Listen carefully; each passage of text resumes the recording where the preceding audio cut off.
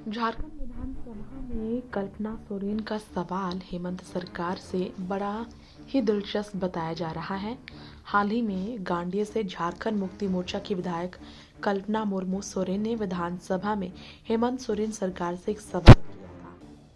और उस सवाल की बात करें तो चर्चा इसलिए हुई क्योंकि झारखंड के मुख्यमंत्री हेमंत सोरेन ही चला रहे हैं झारखंड में सरकार, और उन्हीं की पत्नी उनसे सवाल कर बैठी एक विधायक के नाते। उन्होंने सरकार से पूछा कि वित्तीय वर्ष 2009 से 2014, 2014 से 2019 और 2019 से 2024 तक झारखंड सरकार को विभिन्न माध्यमों से ऋण के रूप में कितनी राशि प्राप्त हुई।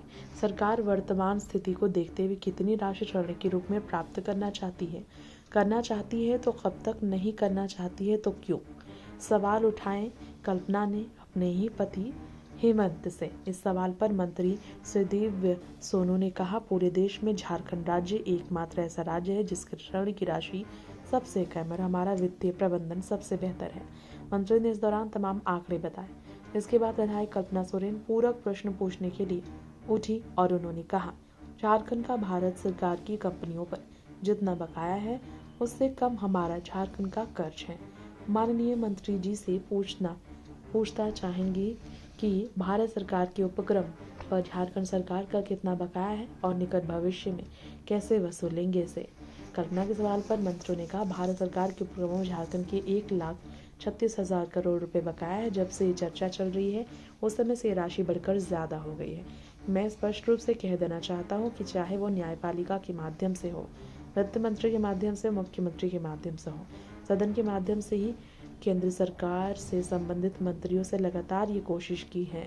यह सच है कि इसमें हमें बहुत ज़्यादा सफलता नहीं मिली। मैंने माननीय सदस्यता को यह बताया कि कुल बकाया की राशि विभागों से प्राप्त करने में समय लगेगा, लेकिन चलते सत्र में इस राशि की गणना करके कुल राशि सदन के सामने लाऊंगा और दिल्ली में चल रहे माननीय सुप्रीम कोर्ट में 26 अप्रैल को इस मामले में सुनवाई होगी।